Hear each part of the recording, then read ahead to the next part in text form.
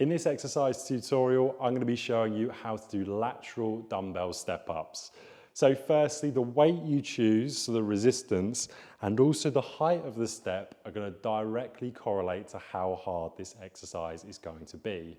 So what I want you to do firstly is I want you to stand side onto the step up. Now it's really important where we put the first foot that's coming onto the step up.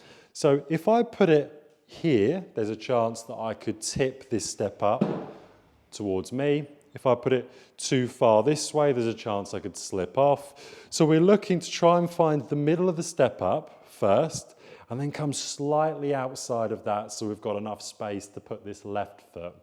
So what we're going to do is we're going to start off with that position, so just outside of the middle of the step up. I'm then going to push my weight, so you can see my hips moving here, until I've got my knee tracking at the biggest toe and the second toe.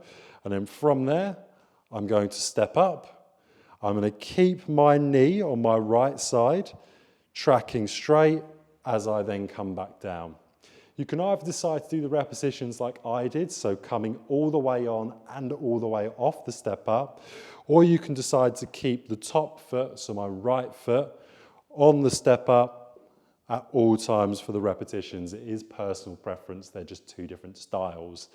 Let's say you've never done this before and you're a little bit worried in terms of balance. So I would take one dumbbell away, I would then pop the step up against a wall, and I would do exactly the same instructions we did.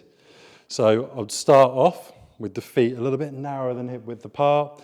Find that point of the step up that's just slightly outside of, in the middle of the step up. And then from here, once you then bring your hips in and then come up, if you was to lose your balance, now you've got the wall to steady yourself for the repetitions. That's how to do lateral dumbbell step ups, and you would repeat that for your desired amount of sets and repetitions.